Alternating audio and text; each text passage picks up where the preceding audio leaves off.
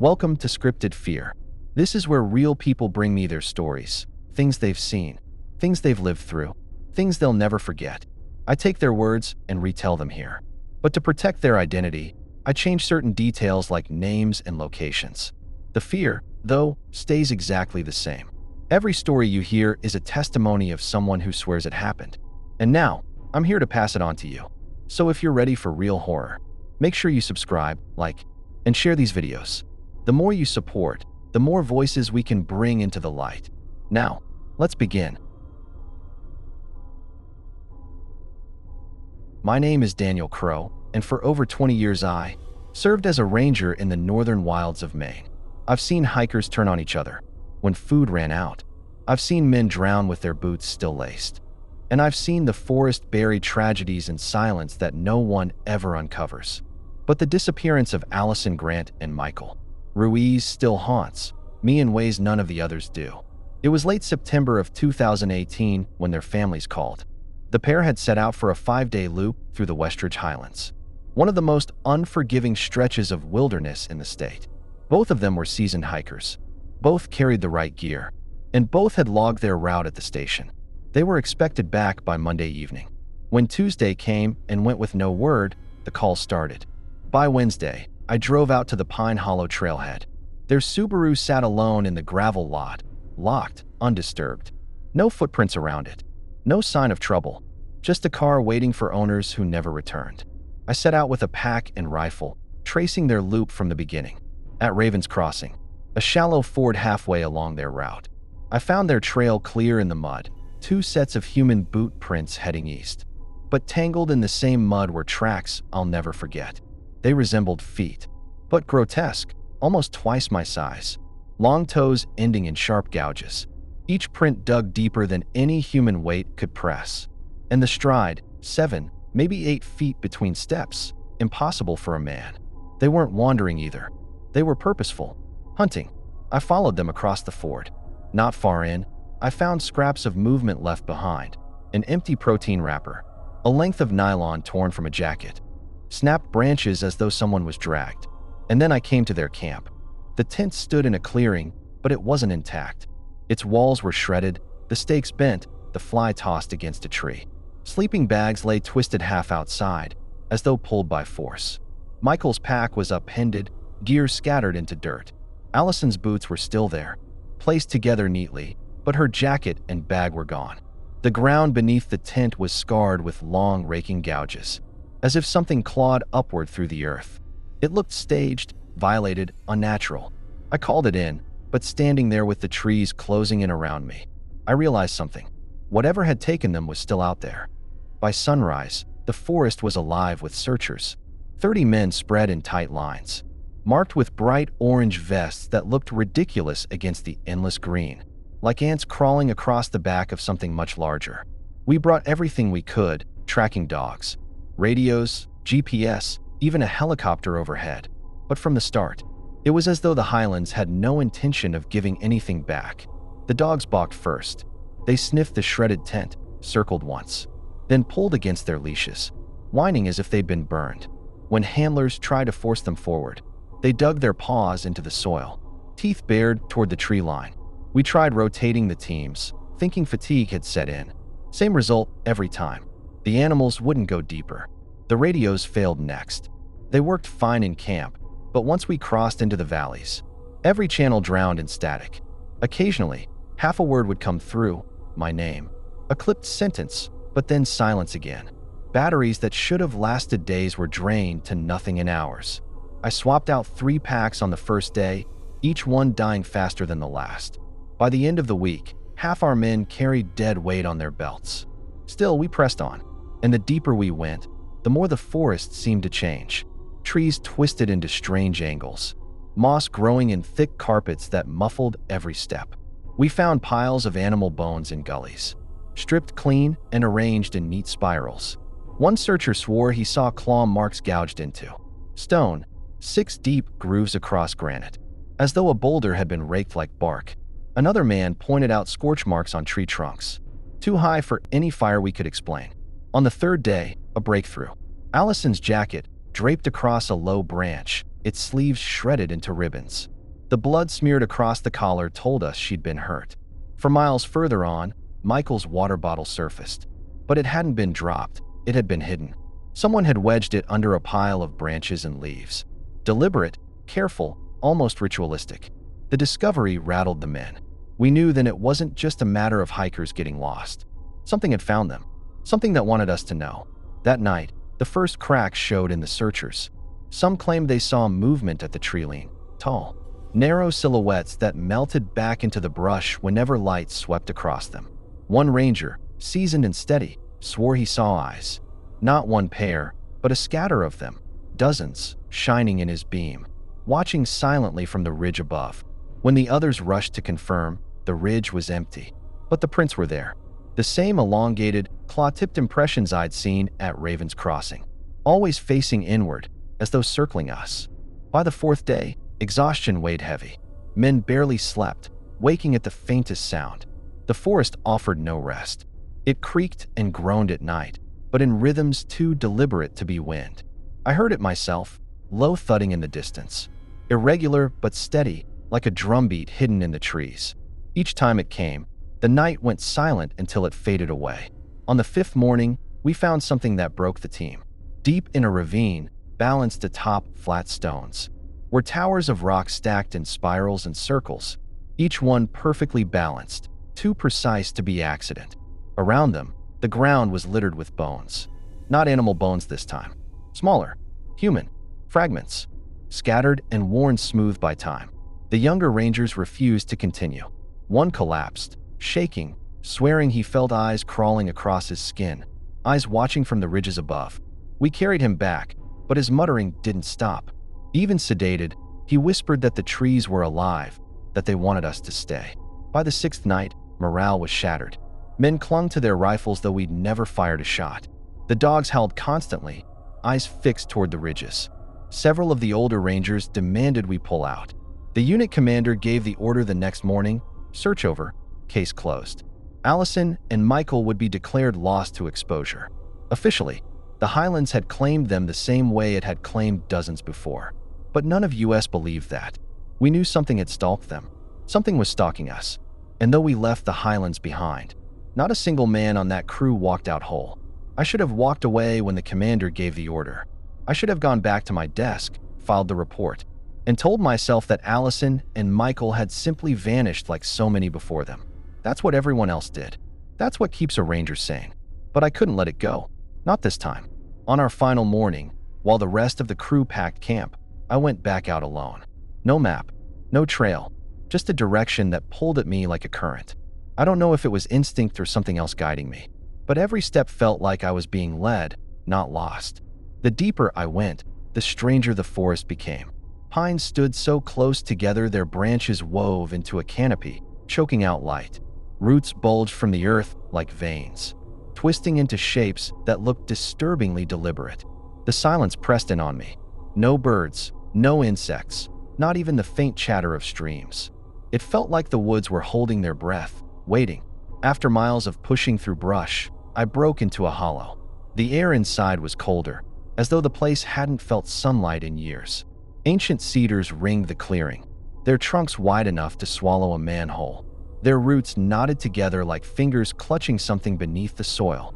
At the center of that ring lay a flat slab of stone, gray and smooth, positioned like an altar. And around it, I saw the truth. Piles, stacks, collections, boots arranged in neat mounds. Some cracked with age, others new enough that the leather still shone. Cooking pots and pans stacked in a pyramid. Sleeping bags, rolled tight, faded by rain. Tents stripped of poles and folded into squares. All organized as though by some intelligence, some ritualistic hand. I stepped closer, heart hammering, and that's when I saw them. On the stone slab at the center, carefully displayed side by side, sat Allison's steel thermos and Michael's gray beanie. Their last belongings, elevated like trophies. I stumbled back, scanning the other piles, and realized this wasn't new. Some of the gear was decades old, canvas rucksacks patched with stitching I hadn't seen since the 70s. Aluminum canteens dented and corroded, boots from brands long extinct. This place wasn't a campsite. It was a graveyard. A gallery of every hiker, every camper, every family that had vanished in these woods. Generations of the missing, gathered and kept.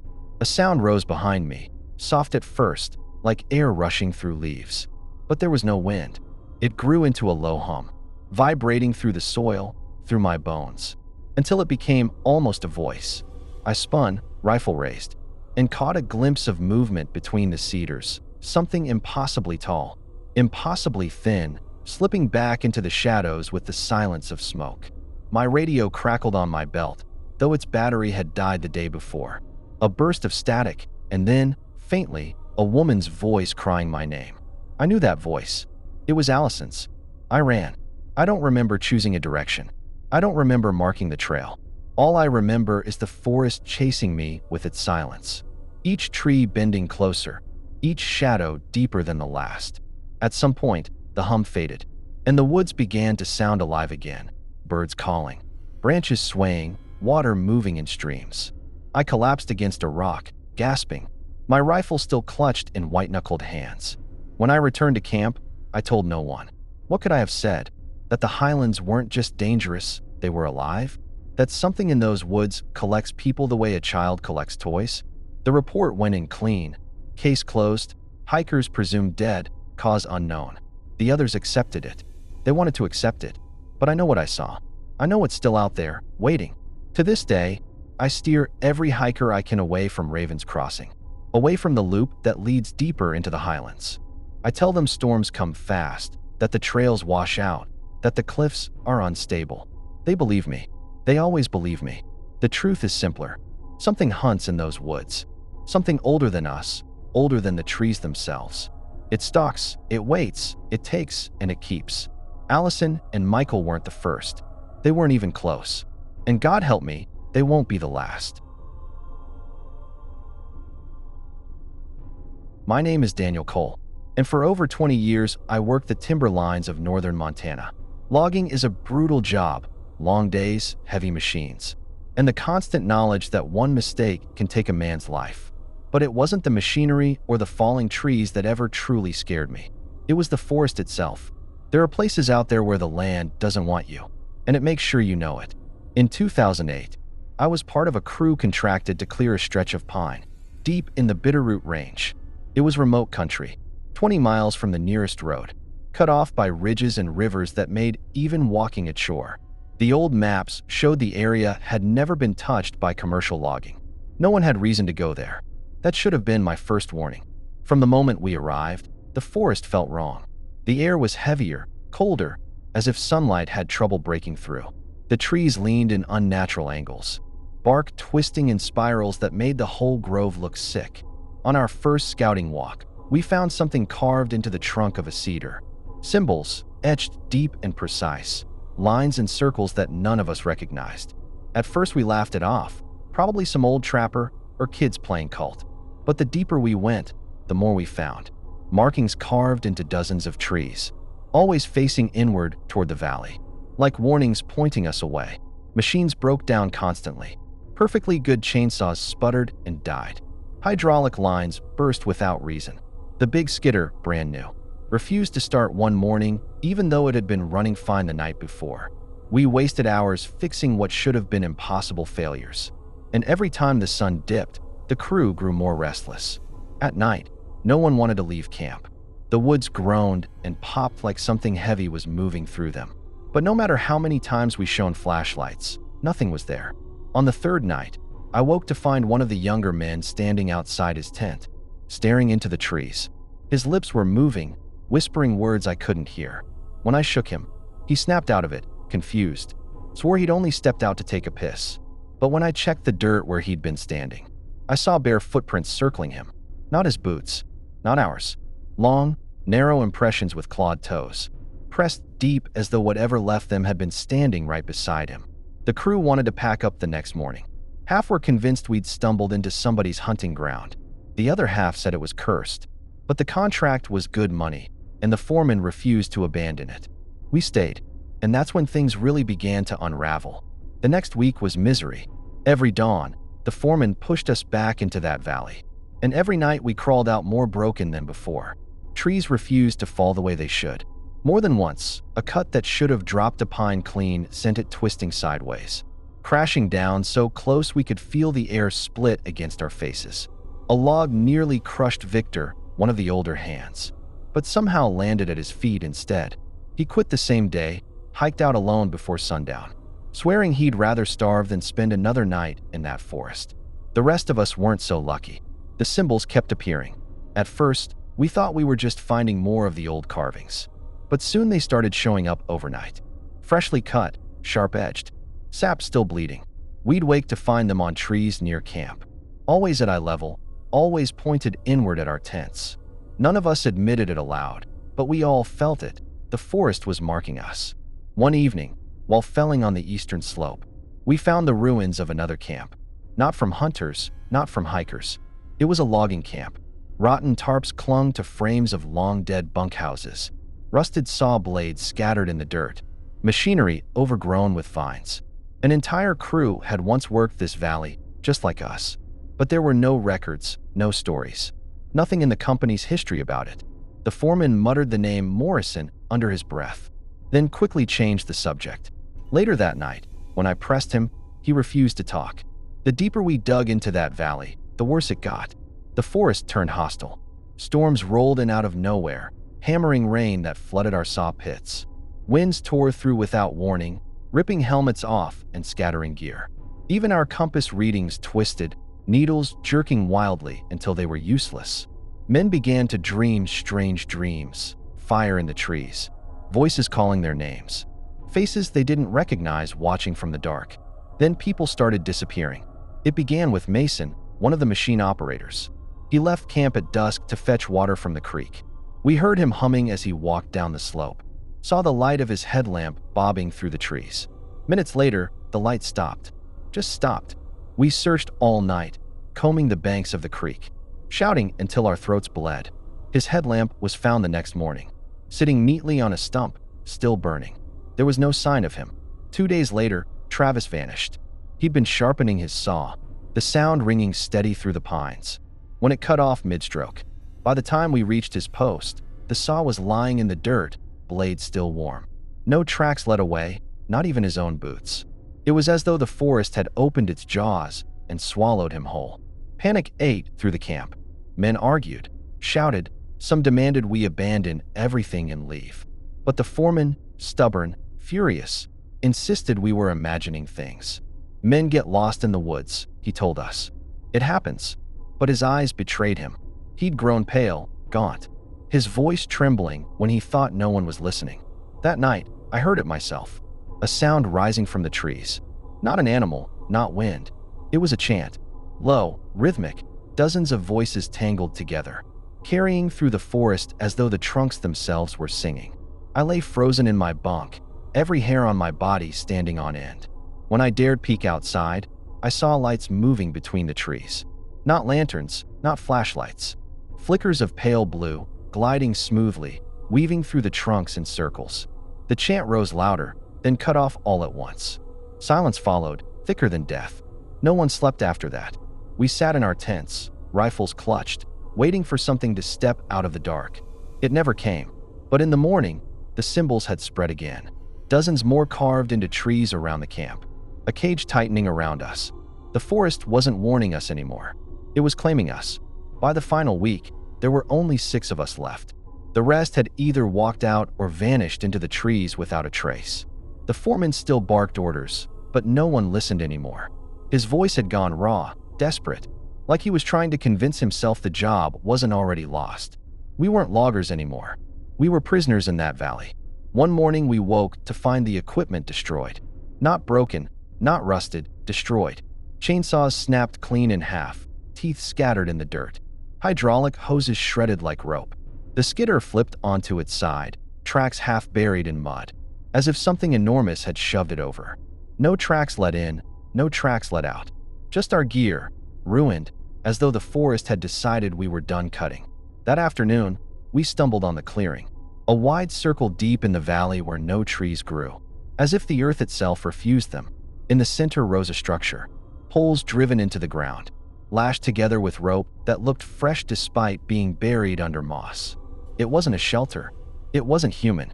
Bones were woven into its frame. Elk, bear, and smaller ones too. Some I prayed belonged to animals. Others I wasn't so sure. At its base were piles of objects. Broken hard hats, rotted boots, rusted saws. All laid out neatly. Trophies of men who'd been here before us. The foreman's face went white. He whispered one word. "Morrison." I pressed him, furious, demanded he tell us what he knew. And he broke.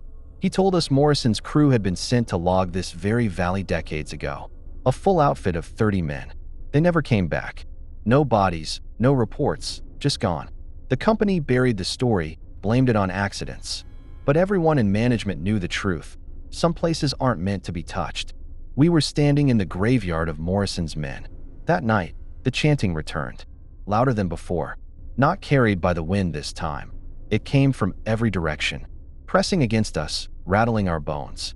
The blue lights drifted into camp, sliding between tents, circling us like wolves. One of the younger men, Owen, snapped. He grabbed his rifle and fired into the dark, screaming for whatever was out there to show itself. The lights vanished. The chant stopped. Silence swallowed everything. Then, from the tree-line, something answered. I can't describe it without sounding insane. It was tall, too tall. Its body stretched thin like a shadow made solid. Its head bent forward, neck too long, arms dangling to its knees. Where its face should have been, I saw only bark, twisted into the shape of features that were never meant to exist. And behind it, more figures stirred. Dozens, standing motionless, watching. The forest had eyes. Owen dropped where he stood. Not attacked, not dragged, just collapsed, lifeless, as if the sight alone had taken him. The rest of us ran. We didn't pack, didn't take food or water, we just ran. Through the brush, over ridges, tearing our hands open on thorns. The chanting followed us, pulsing through the trees, rising and falling like a heartbeat. Lights darted between trunks, cutting off every path. Men screamed in the dark, one by one, until I realized I was running alone. I don't remember how I escaped. At some point, the forest just let me go. The trees thinned, the chant faded, and I stumbled onto an old service road miles from camp. A rescue crew found me 2 days later, delirious, half-starved, clothes shredded like I'd been dragged through thorns for weeks. I was the only one who came back. When the company questioned me, I told them the truth. Every word of it. They wrote it off as trauma, said I imagined the figures, that I fabricated the chanting to cope with losing my men.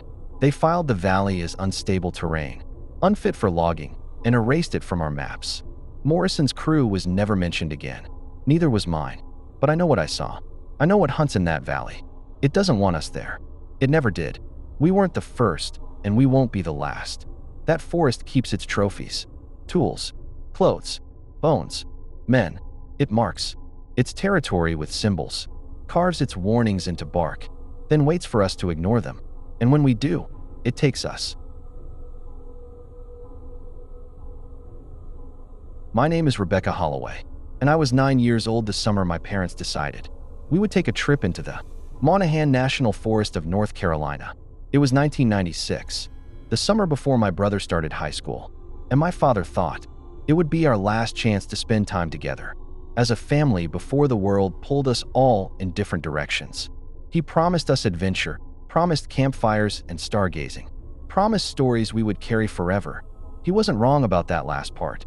The drive itself felt endless, curling around switchback roads that seemed to fold deeper into the mountains with every mile.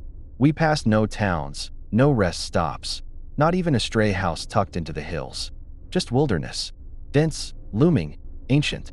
By the time the tires crunched to a stop on the dirt clearing where we'd set up, the trees pressed in so close it felt like walls. When Dad cut the engine, the silence fell over us like a lid shutting tight. No bird song, no wind in the leaves, not even the faint buzz of insects. Just silence, so heavy it made your ears ring. I remember stepping out of the car and instantly feeling smaller than I ever had in my life.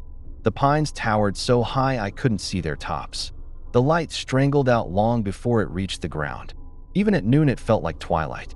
My brother, Michael, pretended to shrug it off, headphones hanging around his neck, but I saw the way he scanned the trees, frowning as if they were staring back. Mom was the most uneasy of us all. She smiled for Dad, She carried the tent poles, but her eyes wouldn't stop flicking toward the tree. She was afraid, though she wouldn't admit it. Later I'd understand why. We set up camp on the edge of a small rise, the ground sloping away into a hollow that looked darker than the rest of the woods. Dad said the spot was perfect, close to water, with enough space to build a fire. But as we unpacked, I kept feeling like the forest was watching. Not animals, not insects, the trees themselves. That night, while we sat by the fire roasting hot dogs, I noticed strange patches in the tree. They weren't shapes exactly, more like holes in the dark, blacker than the night around them, where the trees seemed too close together, too thick, almost like doorways. Every time I blinked, they were gone. But when I opened my eyes, I swore they'd shifted closer. We crawled into the tent before long, though none of us said we were tired. I remember lying in my sleeping bag, listening for the ordinary sounds of a forest, crickets, owls, the shuffle of small animals. There was nothing, just my family's breathing, and beyond it, the endless weight of silence. At some point I dozed off, but I woke hours later to a sound that made my stomach knot. Whispering. It was my mother. She sat rigid in the tent, staring at the fabric wall as though it were glass.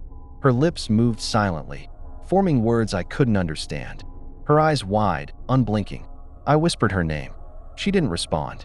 Dad stirred beside her, touched her shoulder, and she blinked as though snapping out of a trance.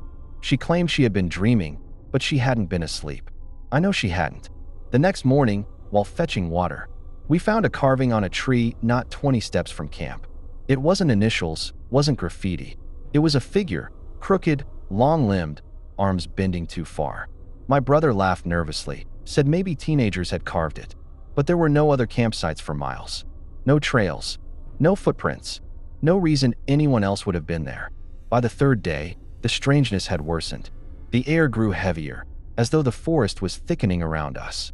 The shadows stretched unnaturally long even at noon, creeping toward our tent in thin black fingers. And the carvings multiplied, not just one tree anymore. 5, 10, each one closer than the last, circling camp in a ring. That evening, while we sat in silence around the fire, my brother froze. He swore he heard footsteps pacing just beyond the tree. Slow, deliberate, crushing the ground in steady rhythm. Dad grabbed the lantern and stepped out, lights swinging through the branches, but the woods were empty. Still, the sound had been real. I heard it too. We didn't sleep that night. Every twig snap, every breath of wind that almost wasn't there, made us jolt upright. Mom clutched her rosary, whispering prayers under her breath. Dad sat at the entrance of the tent, lantern dim, jaw clenched. Michael kept the knife from his fishing kit gripped in his hand, and I lay awake staring at the ceiling of the tent, knowing deep in my bones that the forest was not just around us. It was pressing closer, waiting. By the time the fourth day came, it no longer felt like we had chosen this campsite. It felt like we had been drawn to it, and something was waiting for us to realize why. By the fifth day, the forest had become unbearable. It wasn't just the silence anymore. It was the way the air seemed heavier, as though we were breathing something that wasn't meant for us. Even Dad, who had been so determined to make the trip work, stopped pretending. He was short with us, snapping when we moved too slowly, pacing the edges of camp like a man trapped inside invisible walls. The carvings multiplied overnight. Where there had been 10 before, there were dozens now, each one a crooked figure with limbs too long, etched deep into the bark, as though a blade had been dragged across the wood with inhuman force. Sap bled from them like wounds. They weren't scattered at random anymore. They were circling us, closing the distance day by day, like the forest was drawing a noose. Michael was the first to crack. He said he saw someone standing in the hollow at twilight. A man-shaped shadow, thin and crooked, swaying between the trees. Dad insisted it was a trick of the light, but I saw the terror in Michael's eyes. That night, he refused to sleep in the tent. He sat by the fire instead, clutching the fishing knife, staring into the woods until morning. Mom was worse. She had started whispering to herself more often, not just in her sleep. I'd find her kneeling by the carvings, her fingers pressed against the grooves, lips moving as though she were listening to something we couldn't hear. When I called to her, she'd startle and claim she was just praying. But the words weren't prayers. They were different, softer, faster, like a language I didn't recognize. The nights became impossible. We would lie in the tent, straining to hear past the silence. When footsteps would begin circling again, sometimes it was one set, sometimes more. Heavy, deliberate, crunching across dead leaves, moving just outside the lantern light. We stopped trying to sleep. Dad sat with his rifle propped across his lap. Michael's knife never left his hand. And Mom only smiled faintly, as if she already understood what was happening. On the sixth night, something touched the tent. A dragging sound, slow, as though fingers were running across the fabric. My heart froze in my chest. Dad snapped the lantern on and burst outside, shouting into the trees. Nothing answered him, but when he circled back, he found prints in the dirt.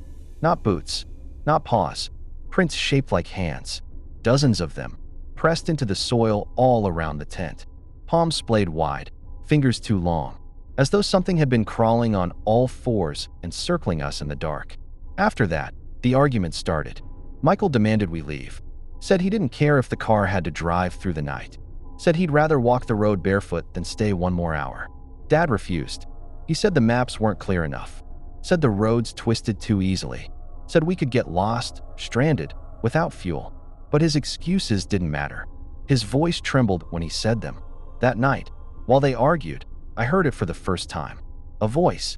It came from the trees, low and distorted, like someone speaking underwater. It called my name. Just once. I sat frozen in my sleeping bag, every muscle locked. Then it came again, closer this time. Rebecca, my name, but twisted, drawn out, like it had been stretched too far. When I told Dad, he demanded I was imagining it. But I knew he had heard it too. His hands were shaking. On the seventh morning, our camp was destroyed. The fire pit overturned, the food scattered. The cooler split open as though clawed apart.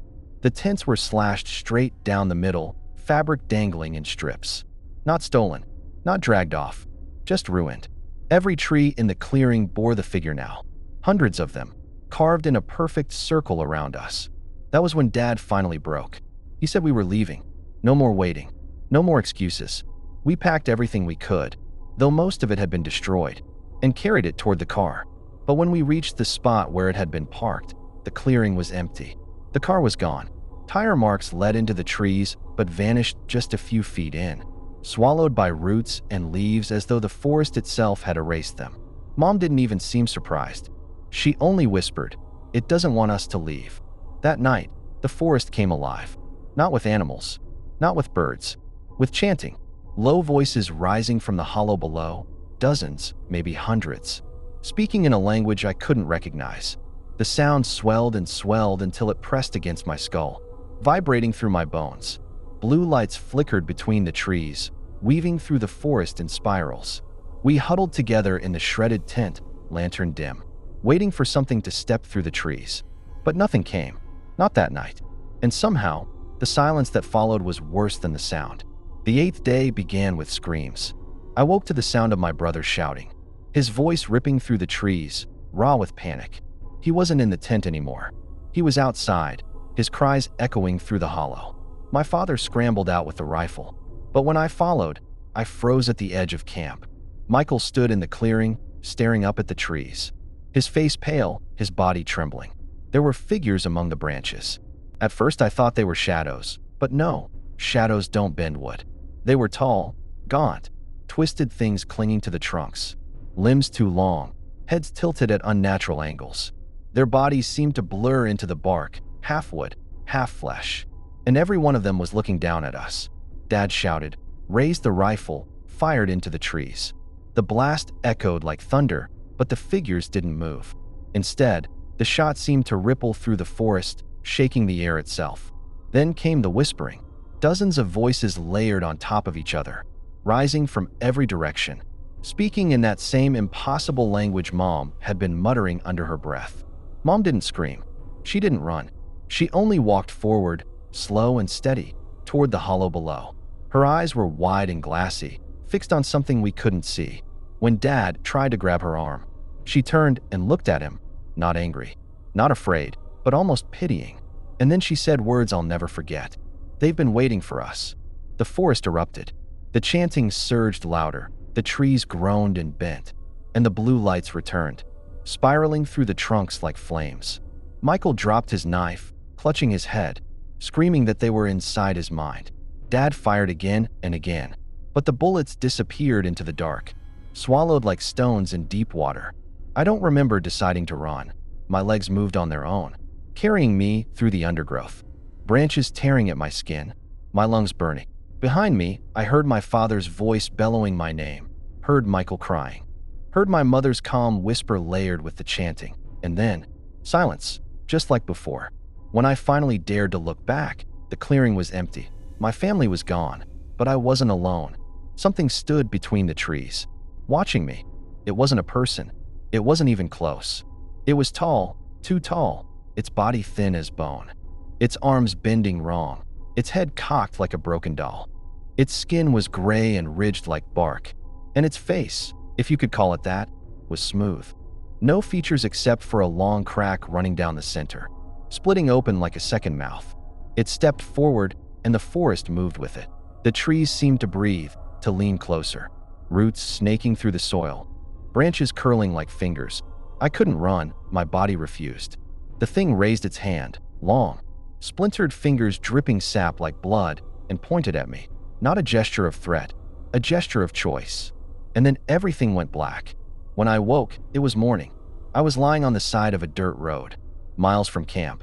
My clothes were torn, my skin cut and bruised. But I was alive. A trucker found me, pulled me into his cab, and drove me straight to the nearest ranger station. They organized a search party that same day. They found nothing, no sign of my parents, no trace of Michael, not even the campsite. The forest was clean, untouched, as though we had never been there. I was the only one left, and no one believed what I told them. They said trauma had warped my memory, that my family had gotten lost, that I had imagined the rest. But I know the truth. I see the carvings sometimes, on trees, on walls, in dreams. The same crooked figures that circled our camp. I hear the whispers when I'm alone, low voices just beneath the edge of sound, repeating my name. And I know that somewhere in the Monaghan forest, my family is still there, not alive, not dead, just waiting. And when the forest decides it's my turn, it will call me back.